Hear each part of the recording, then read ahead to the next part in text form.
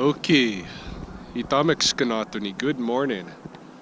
It is just after dawn on Thursday, January 25th, 2018, in the fourth winter lunar cycle, Gatto.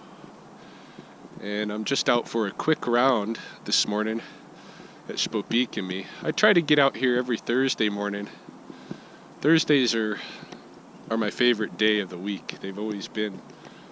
Well, not always.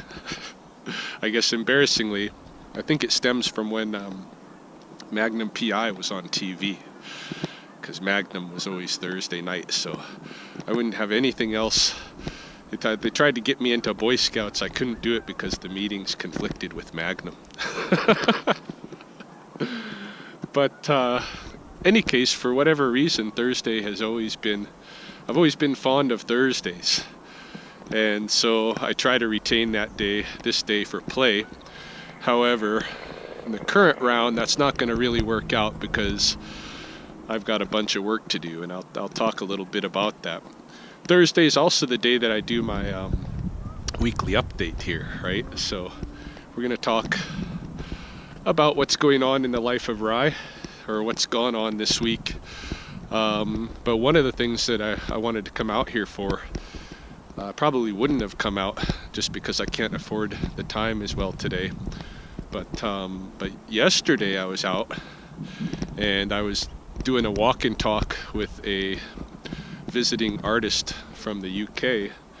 And while we were traveling through the forest main, I came across something really cool. So I couldn't let that sit undocumented.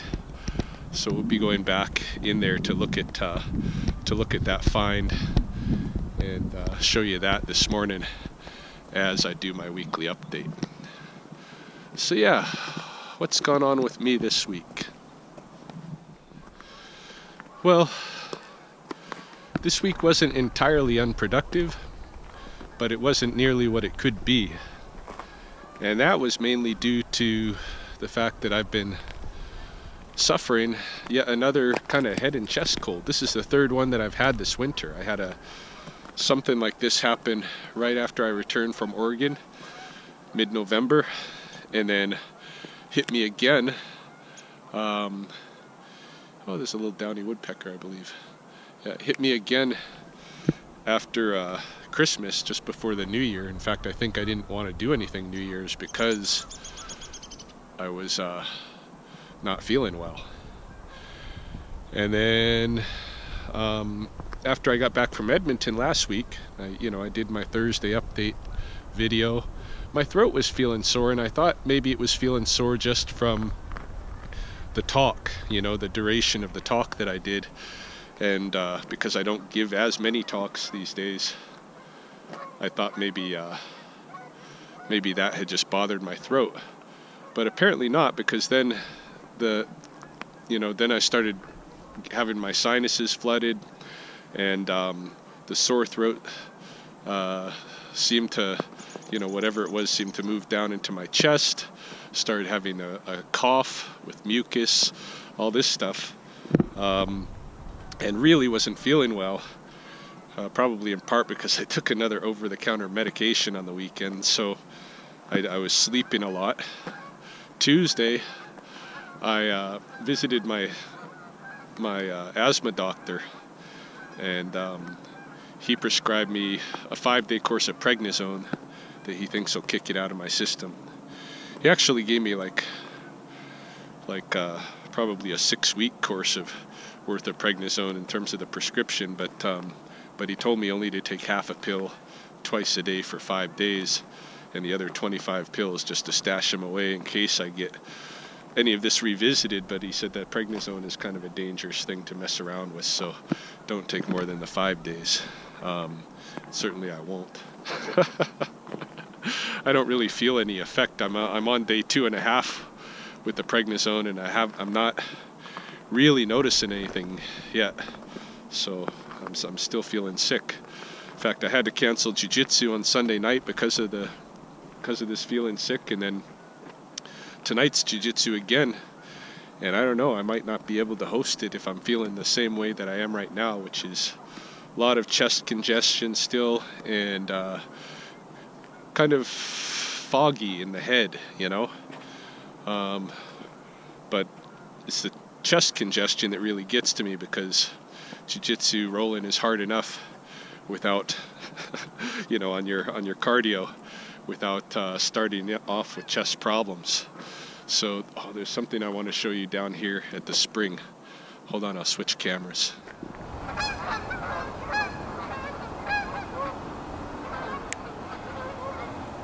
So this was a phenological happening that I noted while I was doing the walk and talk with the visiting artist yesterday. There's a family of geese now hanging out by the South Pond Spring area, the duck blind area. Duck blind's right there. But yeah, they were here yesterday. They're here again today. And this is noteworthy because it means that we're going to start seeing the geese just in general here claiming their stakes on different areas of the pond for nesting. Right now, this is a whole family of parents and their brood from last summer. But as we go into the next lunar cycle, those parents are going to kind of push the brood away and just be with themselves there, finding an island to nest on. So yeah, this is the first appearance this winter of the geese returning to the pond, and that's something worth noting.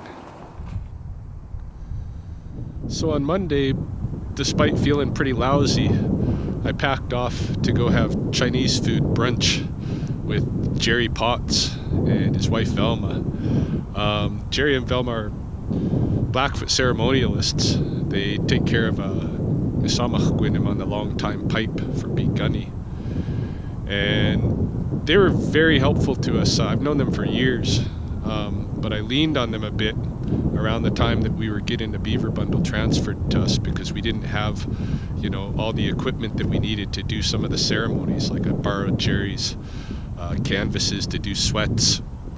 And when we did our transfer, we actually set up our teepee and stuff at his place and did it out there. So, you know, he was really helpful to us, and he very encouraging, because the reason we took on that responsibility ultimately was to help Mahoney escape from the crippling bout she was having with her arthritis, and it did that for her. But along the way, I remember at one of our opening ceremonies, Jerry gave her a pipe. It might have even been at his ceremony, at the opening of his bundle. He gave her a pipe, one of the pipes that he's made, and he's a very famous Blackfoot pipe maker. In fact, for our time, the most famous. Every time someone's going to go and enter into pursue a transfer in a society, they mainly will go to Jerry to get their pipes that they use to go forward with that. So my meeting with him and Velma Monday was to talk about the potential of doing some work for the Sspopiikimi Sogatsim Society. Sspopiikimi Sogatsim Iron Shirt was the name of my elder who taught me the beaver bundle, the late Alan Pard, and he was Jerry's best friend. And after his passing the other year, they started a non-profit society to help perpetuate Blackfoot language and ceremony, called the Sspopiikimi Sogatsim Society. And so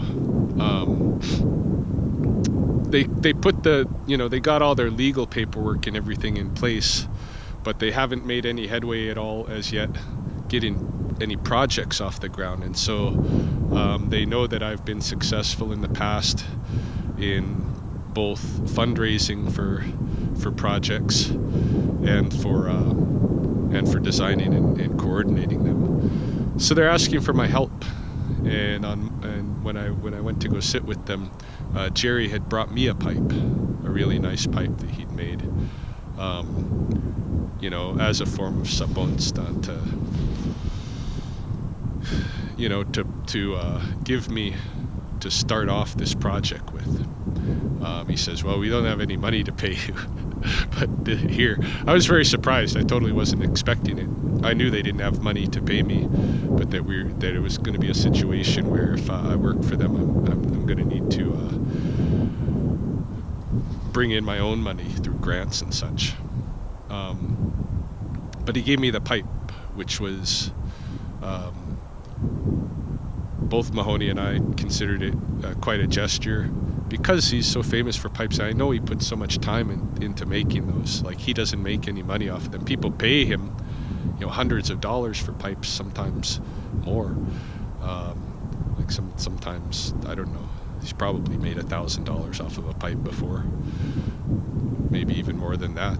His pipes, it takes a long time for him to make one of those, hours and hours, and you have to have certain transfers, to know how to do that stuff. But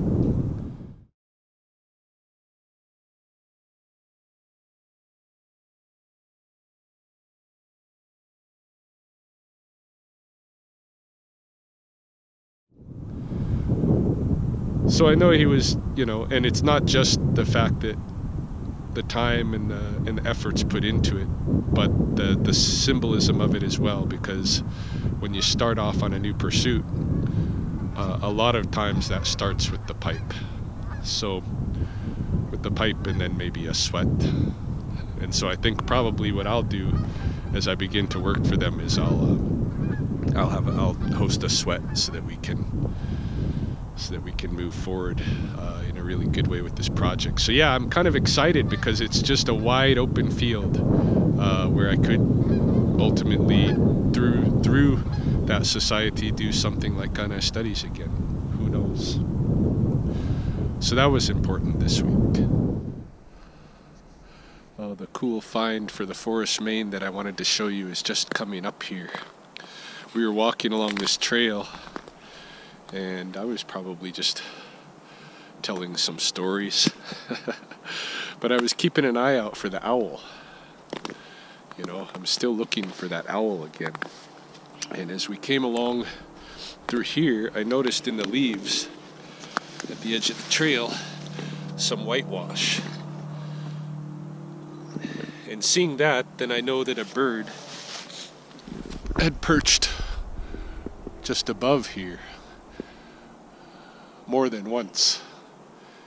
And looking this way, then I also noticed that there is a little tuft.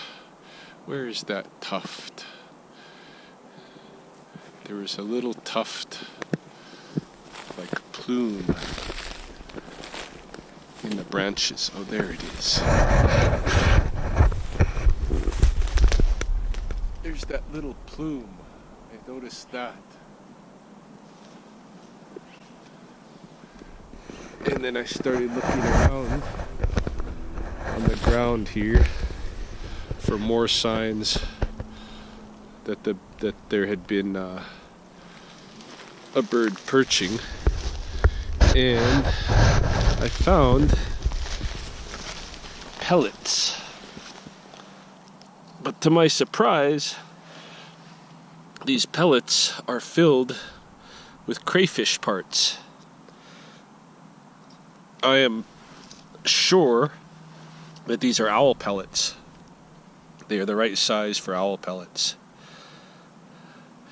but filled with crayfish. More than one pellet here.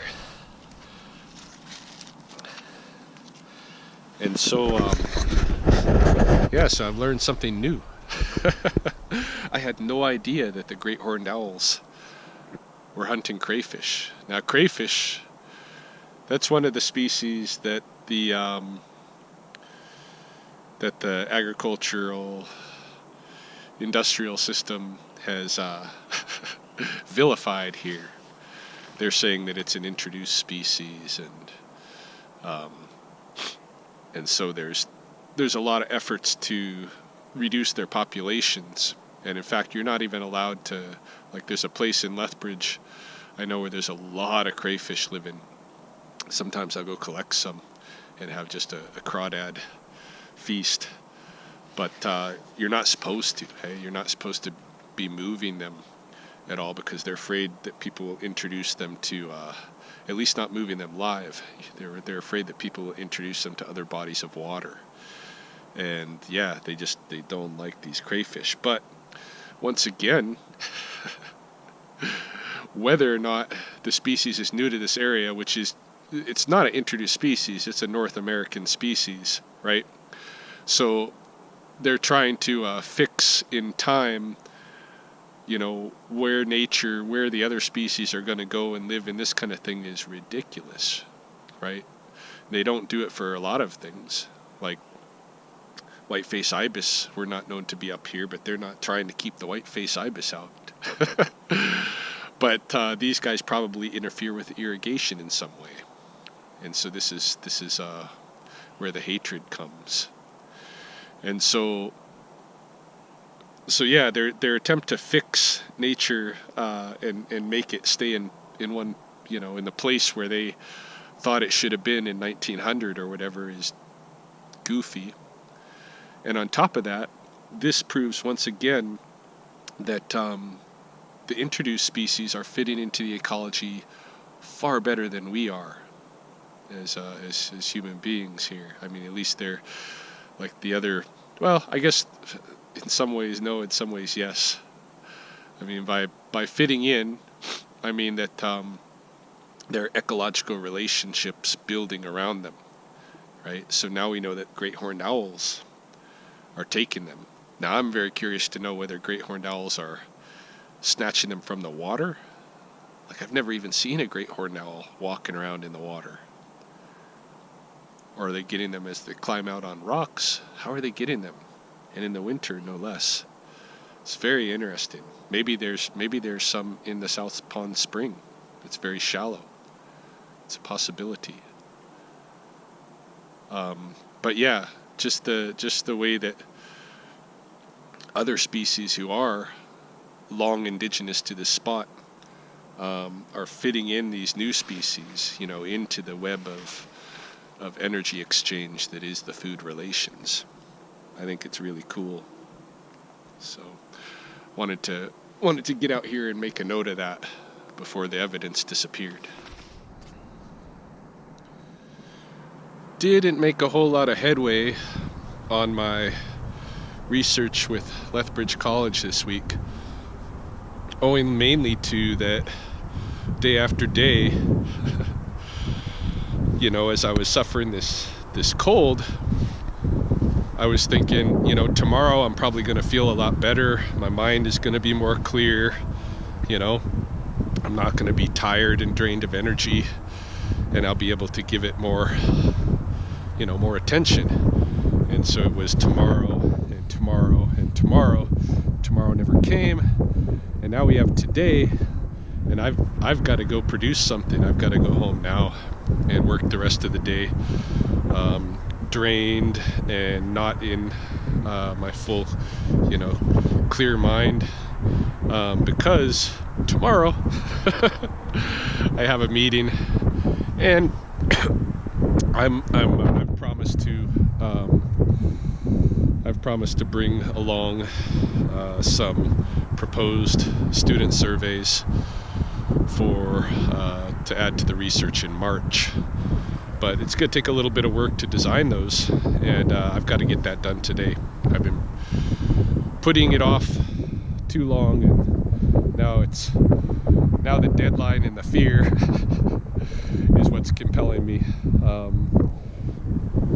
that I have to get it done today. So that's where I'm going right now. But once I get home, I will show you the big news for this week, the really big news that only those of you who have cared enough to watch through this little update will be aware of, at least for the next couple of days, before I share it with the broader YouTube audience.